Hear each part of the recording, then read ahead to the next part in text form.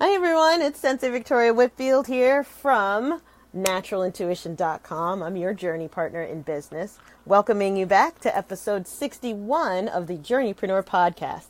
This is your source for channeled holistic stress management techniques, guidance, inspiration, and motivation to stay on your path to rapid financial ascension and massive impact as a conscious entrepreneur. The title of today's podcast episode is Your Micro-Niche. So I just got back from facilitating a local women's empowerment networking meeting, and the topic of our presenter was micro-niches and how she was able to grow her business from 0 to 100K by getting super duper specific around what her micro niche is and just learning more about this and what the exact process is. By the way, special shout out to Evelyn Cucchiara, the Toy Tamer from toytamer.com. That's who is speaking, and it is an honor to get to be with you, Goddess. Thank you so much for your inspiration. But I just wanted to make sure that I shared here on the podcast some of my favorite takeaways from the meeting, because we were going back and forth. And the way that I facilitate our chapter meetings is making sure that every single person who shows up, their voice is heard. So it's my favorite way to get to give back to the community, is leading a local meeting and also making sure that every single person's voice is heard. It's a women's empowerment networking group, but for some reason, my chapter keeps attracting men here and there, and I'm not going to turn them away because guys are awesome too, and guys need empowerment too. So, sending you so much love. If you are just tuning in for the first time, go ahead and subscribe to the Journeypreneur Podcast on iTunes so that you get these new episodes first. So, micro-niching. Evelyn explained to us that what a micro-niche is you getting super duper laser focused on what problem you solve and who you solve that problem for. And in a perfect world, the two come together. Now, the way that she described it is getting super specific on what you do and who you do it for, but in a perfect world, putting the two together. But how that's changed in me is getting super specific on what problem I'm solving. Because when we're attracting clients at a higher and higher vibration, we're there to show up to serve. We're there to be problem solvers. That's what entrepreneurs are. It's our journey to continue to give word to the problems that we are called to solve here, what we've been divinely contracted to heal. So I switched our words around, but what micro-niching is basically getting super clear and super specific on what problem you solve and who you solve that problem for. So Evelyn was really awesome. She gave us a ton of case studies, and she herself is a really awesome case study for someone to look at and emulate on how do you create a blue ocean. There's nobody else out there who's a toy tamer. And she and I were vibing quite a bit at the meeting because I've also created a blue ocean. And by the way, if you don't know what a blue ocean is, there's an awesome book called Red Ocean, Blue Ocean. And it's a business book. But basically the concept is there's fish in the sea, and those are our clients, right? Those are your customers. And there are sharks in the sea, and they swim around and they eat the fish. Now, it's really great when you're the only shark in the ocean. It's really easy for you to swim around in a nice open ocean where there's no other sharks, so you could just eat as you like. But if other sharks find out where there's the fish, then they start coming and they're chomping on fish and they're chomping on fish, or maybe even each other. And then, ooh, this is kind of gross, the water starts to get red from all of the blood. Like, it's feeding frenzy. What we really want in order to stand out, rather than just being another shark, is no. Let me find the blue ocean. There's nobody else. There's no other sharks eating here and fishing here. It's the same concept in business. We want to make sure that we're able to stand out so that we could serve the people that we're divinely contracted to, right, as conscious entrepreneurs. And remaining conscious of that process of, wait a minute, am I just another hairstylist? Or wait a minute, am I just another coach? Or wait a minute, are they seeing me as just another Reiki master, or just another organizer, just another consultant, just another accountant, bookkeeper? You fill in the blank, whatever it is, right? And because what happens is, if you're out networking or just introducing yourself and you say, hey, my name is Victoria, I'm a Reiki master, people will glaze over. Well, for one, that's jargon. Like, what are you going to rake my leaves? You're a master at raking leaves. I've gotten that. Shout out to all of my healers who just cringed from head to toe hearing that. Or hi, my name is Joe and I own a construction business. Like, okay, Joe, you're awesome, by the way, if you're listening to this. And they're just like, all right, you're going to blend in, versus, hi, I'm Victoria and I'm a business Reiki master. I do energy work for entrepreneurs. That immediate blue ocean, like there's no other fish. Now there's more fish coming since I've been speaking more of it over the years. I've noticed that. That's fine. But immediately there's something more to that. Of, all right, I'm an entrepreneur. Why do I need energy work? Or can you talk to me about how to create a stress-free business? The answer is yes. Right? That's all I do. Or with Joe, hi, my name is Joe. I own a construction business, and we have a charitable arm called Creators of Hope, where we go and build houses in Jamaica, and the construction business funds that.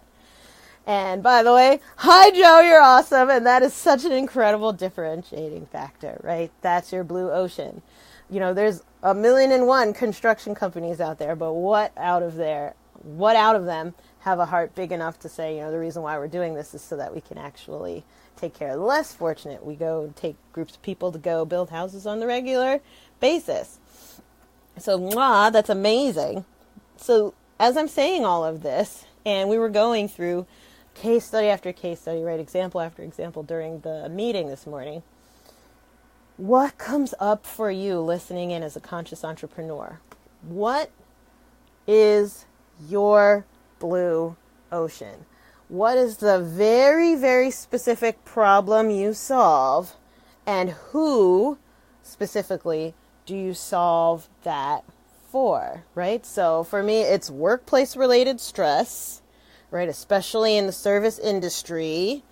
And who I serve are entrepreneurs who are energetically aware and conscious. Put the two together, right? And help them to continue to grow and serve more people. But for you, what would that be? Another example that Evelyn gave during her wonderful talk today, and we were all going back and forth. It was such an interactive session. It was so much fun. Hope you can join us next time if you're in the New Jersey area. And she also said, okay, it's one thing to say that, hi, I'm so-and-so and I'm a makeup artist. It's another to say that, hi, I'm so-and-so and I help young girls who don't have sisters do their makeup for prom. Very specific. It's also, again, she gave another case study of, okay, this company does prepared food delivery versus prepared food delivery for pregnant mothers. MicroNiche. What happens is it turns some people away, right? So, sending you so much love if you're listening in. I'll be with you in a second. And by the way, on the podcast, I'm going live on Facebook as I'm recording. This is really cool. So on Facebook, if you could just type in the comments, let me know what's coming up for you. I'll see it.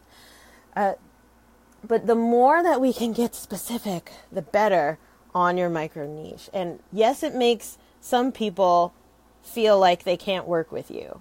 But also, what happens is there's a polarity. When you are so clear on who you are, what you do, right, what problem you solve, and for who, there's a polarity. So if you're pushing people away of like, absolutely not, I'm not going to work with her. It's not like, I'm not a pregnant woman. right? Or whatever. Or I'm not a girl getting my makeup done for prom for the first time. What happens is there's also the other pole, meaning you pushing people away, but you are pulling people in. You are super magnetizing the people who are out there looking like, oh my God, I'm a pregnant mom. I have no time for food, but I know I need to eat it. I don't know how to do this, blah, blah, blah, blah. I wish there was someone who could just prepare the food, deliver it to me, and I'd be good, right? Or, oh my gosh, I'm a mom of a high school girl and I didn't have other kids, or we have a whole bunch of boys and I don't really do my makeup and I want my daughter to have a special time for her prom. Oh, I wish there was someone who just did makeup for first time girls going to the prom, but who don't have sisters. That's super duper specific. And it increases your exposure because even the people who are not supposed to work with you, right, or who get pushed away from you, they know people. In the book, The Referral of a Lifetime, they say every single person knows at least 250 people, right off the top of their head. Anybody could sit down and write down 250 people's names that they're associated with. It's incredible.